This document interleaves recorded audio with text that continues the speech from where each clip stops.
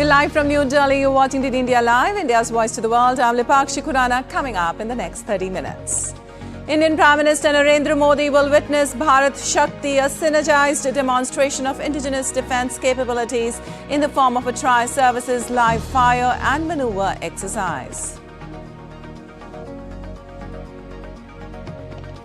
Indian Prime Minister Narendra Modi will unveil master plan, a $1.2 billion Sabarmati Ashram memorial project in Gujarat. Project aims to revitalize Mahatma Gandhi's teachings and philosophy for the present and future generations.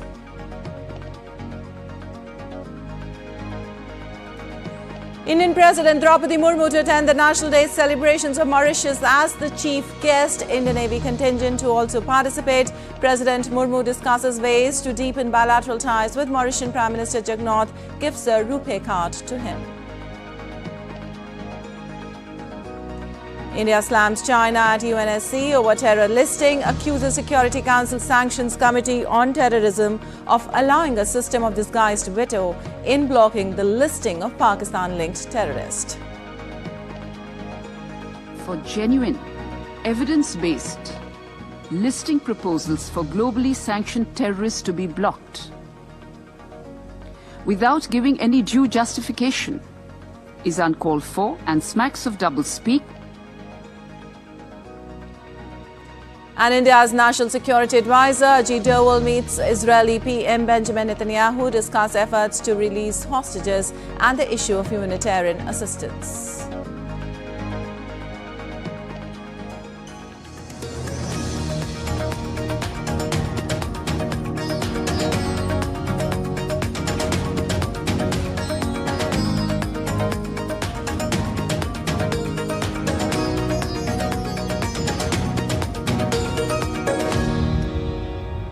On to the top story. India's Prime Minister will witness a synergized demonstration of indigenous defence capabilities in the form of a tri-services live fire and maneuver exercise at Pokhran, Rajasthan on Tuesday. Our correspondent Akshay Dongre tells us more.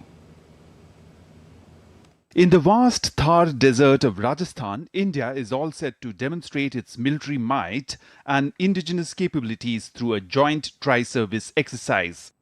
The exercise is being called Bharat Shakti and will demonstrate an integrated tri-service firepower along with exercises aimed at showcasing the synergy between the Indian Army, Air Force and the Navy. This exercise will showcase high synergy, multi-service, multi-domain capability, thereby demonstrating inter-service integration. Since the event is being conducted at Pokhran, it imposes certain terrain restrictions on the employment of naval maneuvers. So therefore, such capabilities will be transmitted digitally on screen, and some of them will also be showcased in the static equipment display. Prime Minister Narendra Modi will also witness the synergized demonstration and the joint operations of the armed forces in Pokhran. The Bharat Shakti has on display an array of indigenous weapon systems and platforms as a demonstration of the prowess of the country promised on the nation's self-reliance initiative. The demonstration site has an exhibition which displays a wide range of indigenous technology and equipment, including aircraft, helicopters, torpedoes, UAVs, anti-drone equipment, AI technology, robotics, armament, ammunition, communication systems and much more. Amid the current turbulent global order, the exercise simulate realistic, synergized, multi-domain operations displaying integrated operational capabilities of the Indian Armed Forces to counter threats not only across land, air and sea, but also in cyber and space domains. Increasing synergy and becoming a truly self-reliant force has been the central theme of the Indian Armed Forces for the past decade. And here in the vast Thar deserts of Rajasthan, India, that exactly is being exhibited by the Indian Army, Air Force and the Navy through Bharat Shakti 2024. In Pokhran, Rajasthan, with camera person Sumit Dhiman, Akshay Dongre, DD India.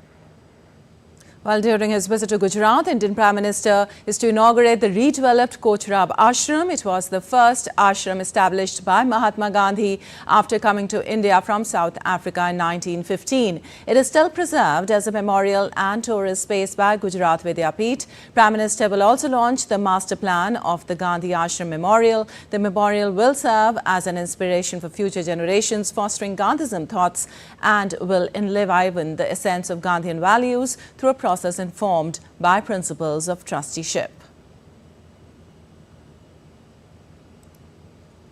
And in a major boost to infrastructure in western state of Gujarat, Prime Minister Narendra Modi will also inaugurate multiple projects in Ahmedabad. In Gujarat, Prime Minister is to lay the foundation stone and dedicate a slew of railway and petrochemicals projects worth over 1 lakh crore rupees. Prime Minister will also flag off 10 new Vande Bharat trains offering affordable and quality generic medicines to the people. Prime Minister will dedicate to the nation 50 Pradhan Mantri Bharatiya Janu Aushadhi Kendras at railway stations.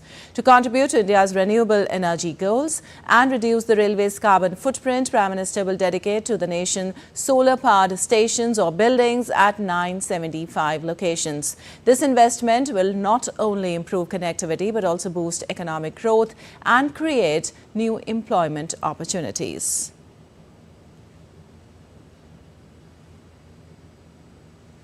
Well, 12th March also marks the 94th anniversary of the Salt Satyagraha. The March of Civil Disobedience, led by Mahatma Gandhi, covered 387 kilometers and took 24 days. It was in defiance of the 1882 Salt Act, which had given the British a monopoly on collection and manufacture of salt in India. This march is one of the major milestones in India's freedom struggle. More in this report. What is it about salt that can shake an empire? To use Mahatma Gandhi's words, next to air and water, salt is perhaps the greatest necessity of life. The Salt March of Gandhi did shake the British Empire. The non-violent Salt Satyagraha was a 24-day march in defiance to the British salt monopoly. It was an act of civil disobedience from the 12th of March 1930 to the 5th of April 1930. Gandhi inspires not only people in India but people around the world, and especially young people, in what can be done. And the Dandi March was this very unique way in which he communicated in times when none of our communication mechanisms which we have today were existing. But he could still catch and he could reach people all over the world to show the absurdity of the British system and their taxation. The 1882 Salt Act gave the British a monopoly on collection and manufacture of salt, limiting its handling to government salt depots and levying a salt tax. Violation of the Salt Act was a criminal offence. Gandhi started the march with 78 trusted volunteers because he wanted to adhere to the strictest norms of non-violent protest. They walked 387 kilometers from Sabarmati Ashram to Dandi. The crowd swelled as he walked on, and when he broke the salt laws at 8:30 a.m. on the 6th of April 1930, it was a signal for mass civil disobedience by millions of Indians. How the Swadeshi can be revived, not only in terms of traditional things but also very modern things, but also India's position in the world is changing. And we need to think of India as a leader, not only of the developed world but of the world itself, in terms of the lifestyles which are required in this age of sustainability and climate change. The Dandi March drew worldwide attention, and through it the cause of India's independence gained worldwide momentum. It was a huge challenge to British authority and came within months of the national movement having declared Purna Swaraj on the 26th of January 1930. Satyagraha is a non-violent form of protest, which is a Gandhian principle. It translates to truth force. Gandhi realized that salt resonates with all classes of citizens. The salt tax represented 8.2% of the British Raj's tax revenue and hurt the poorest Indians the most significantly. This single act of defiance is remembered as a key milestone in India's march to independence. Bureau Report, DD India. While taking India-Mauritius partnership to new heights, President Draupadi Murmu and Mauritian Prime Minister Pravind Kumar Jugnauth held a tete-a-tete meeting on Monday. The two leaders took stock of bilateral ties and discussed ways to impart further momentum to the historic and deep-rooted partnership. In a special gesture, President Murmu also presented an Indian rupee card to Prime Minister Jagannath.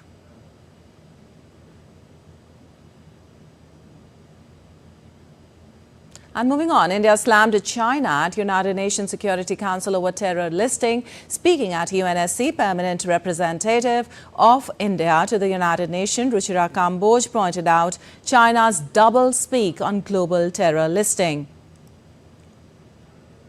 The decisions on rejecting listing requests are not made public. This is a disguised veto, but an even more impervious one that indeed merits a discussion amongst the wider membership. For genuine, evidence-based listing proposals for globally sanctioned terrorists to be blocked without giving any due justification is uncalled for and smacks of doublespeak when it comes to the Council's commitment in tackling the challenge of terrorism.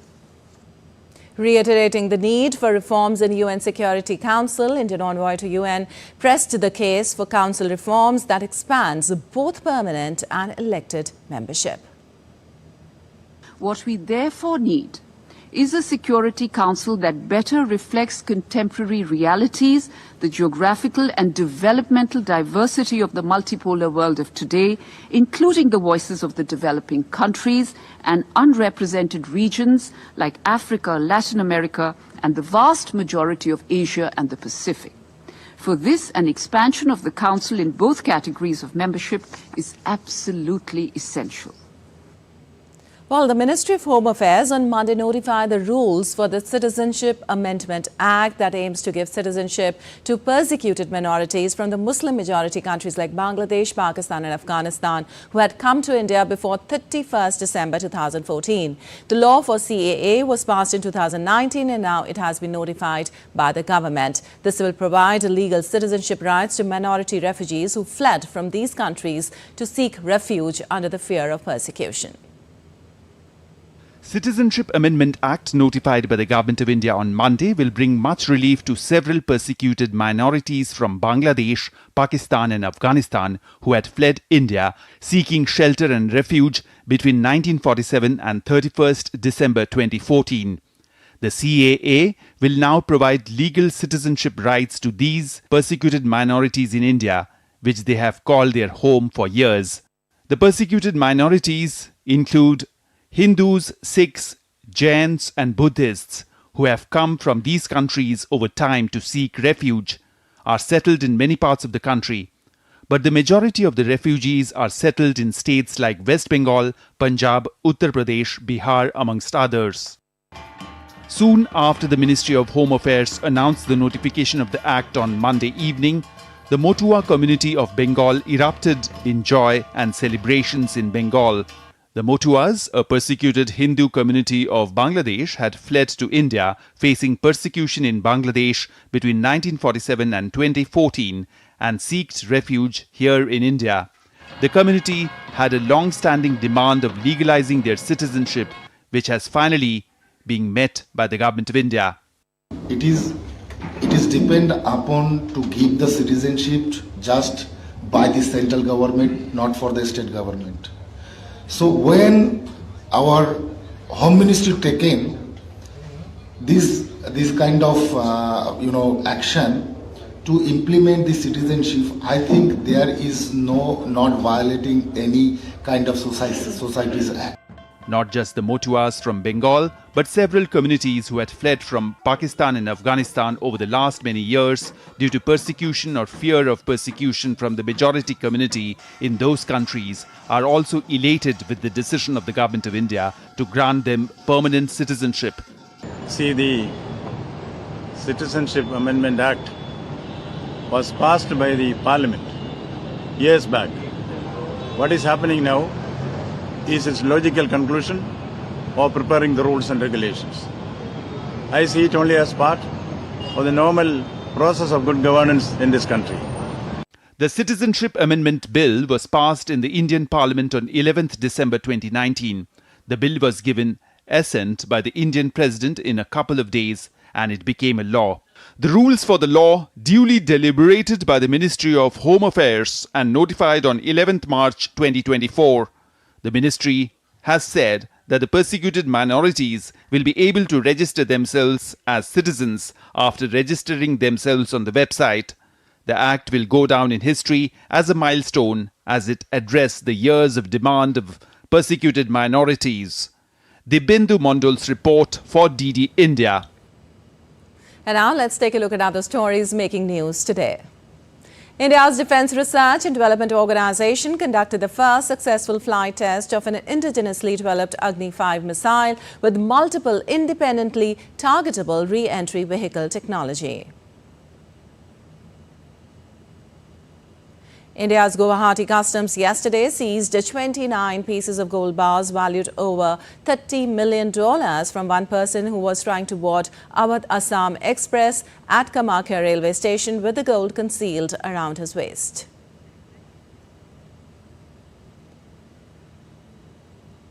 And still to come on this edition of DD India Live. Israel urges UNSC to pressure Hamas for releasing hostages. Amid catastrophic conditions, 11 helicopters search for skier in Switzerland after 5 skiers found dead. And India is out of the race of DEF T20 Cricket World Cup in Sharjah.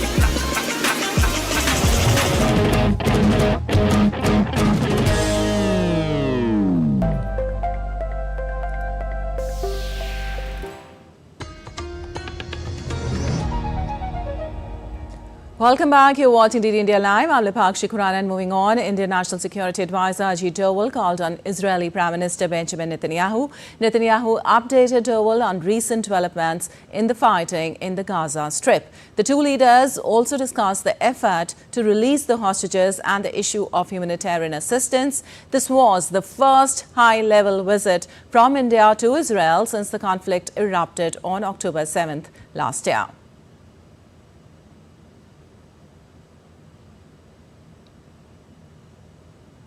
Also, Israel has demanded the United Nations Security Council to put as much pressure as possible on Hamas to release the people it took as hostage. Foreign Minister Israel Katz on Monday addressed the 15-member council, which met to discuss findings of a UN report on sexual violence in October 7th attack. He called for sanctions to be imposed on Hamas, accusing the group of committing crimes worse than the terror organizations who had been targeted by the Security Council. I'm demanding from the Security Council of the United Nations to put as much pressure as possible on the Hamas organization to release immediately and unconditionally all kidnapped hostages. Hamas crimes are even worse than the terror actions carried out by Al-Qaeda, ISIS, and other terror organizations that were sanctioned here in the UN. Many countries have declared Hamas as a terror organization, including US, Australia, Canada, Japan, Paraguay, New Zealand, UK, the EU, and others. Please don't look away from the facts. Well, Special Representative of the Secretary General on Sexual Violence and Conflict, Pramila Paten's team visited Israel between January 29th and February 14th. The mission was intended to gather, analyze and verify information on sexual violence linked to the October 7th attacks. The UN team found clear and convincing information that sexual violence, including rape, sexualized torture and cruel, inhuman and degrading treatment, have been committed against hostages. With regard to the 7th of October attacks, we found that there are reasonable grounds to believe that conflict-related sexual violence, including rape and gang rape, occurred in at least 3 locations, namely the Nova Music Festival site and its surroundings, Road 232, and Kibbutz Reim. In most of these incidents, victims were first subjected to rape, then killed. In other locations, such as Kibbutz Kfar Aza, while circumstantial information may indicate the occurrence of sexual violence, reported incidents of rape could not be verified. Well, Donald Trump on Monday asked the New York judge overseeing his New York hush money trial until the U.S. Supreme Court finishes reviewing his claim of presidential immunity in a separate case. The first ever criminal trial of a former U.S. president is set to begin on March 25th in a New York state court in Manhattan. Trump has pleaded not guilty to 34 counts of falsification of business records.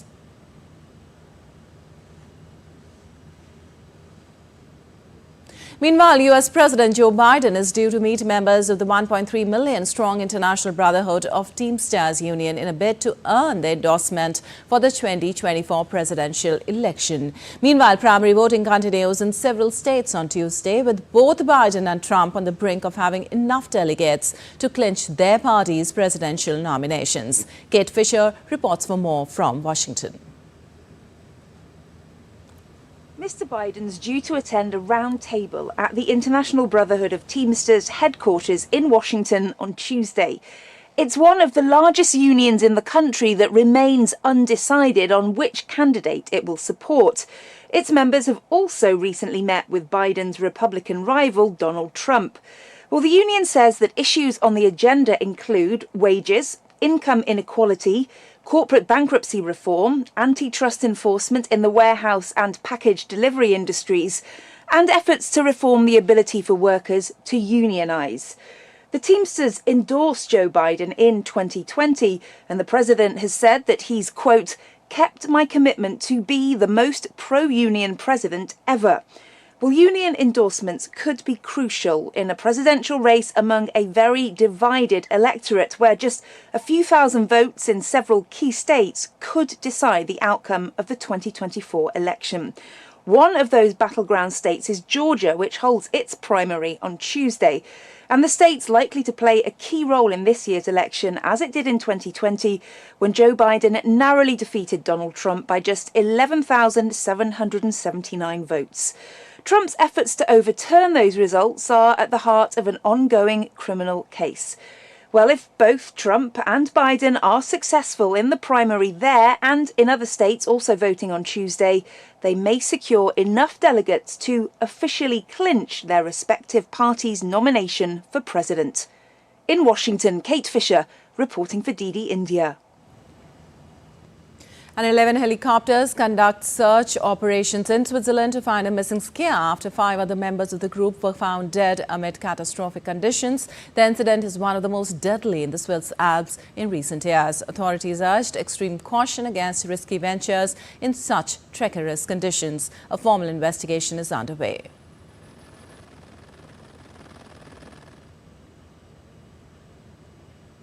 At least 50 people were hurt when an aircraft Boeing 787 opened new tab dropped abruptly mid-flight from Sydney to Auckland. The aircraft experienced a strong shake, and as a result, 10 passengers and 3 cabin crew members were taken to a hospital. An Australian shepherd called Viking was crowned Best in International Dog Show in Birmingham. Around 20,000 dogs competed for the 7 places in the final of a dog show named Crufts. The famous annual dog show held in England's West Midlands showcased the best of canine companionship and skill. And the Indian team is out of the race of the DEF T20 Cricket World Cup in Sharjah after losing to Sri Lanka in the Super Over on Monday. Both India's captain Virendra Singh and vice-captain Sai Akash scored half-centuries to lead India to 154 runs. In reply, the Sri Lankan team also made 154 at the loss of 7 wickets. Later in the Super Over, Sri Lanka scored 15 runs and Indian team could score only 5, losing the match. The final match of the DEF T20 Cricket World Cup will be played between Pakistan and Sri Lanka on Tuesday. And World Championships bronze medalist Nishant Dev fell short on Monday of clinching a Paris Olympic quota in the first World Olympic boxing qualifier in Italy. Nishant suffered a 1-4 loss to US's Omari Jones in the 71 kg quarterfinals in Italy. The 23-year-old, who won the featherweight bronze at the World Championships last year, fell behind in the bout, where the winner was guaranteed a spot at the upcoming Summer Games in Paris. The Indian boxers will get a final chance to obtain quotas for Paris 2024 at the second World Qualification Tournament, scheduled to be held in Bangkok from May 23rd to June 3rd. All right, that's all for this edition of DD India Live, but let us know your thoughts on the news of the day. You can connect with us on Facebook, X, formerly known as Twitter and Instagram. We'll be back with more news as it breaks here on DD India. I'm Lipakshi Khurana from all of us here in Delhi. Thanks for watching DD India Live.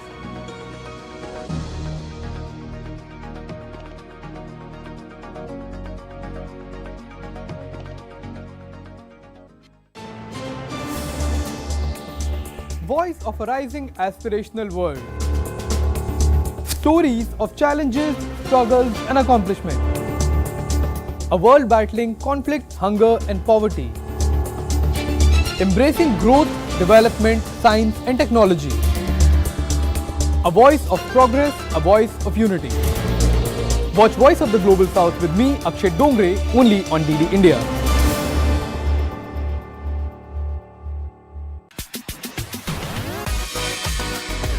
India that invents. India that innovates. India that excites. India that invites.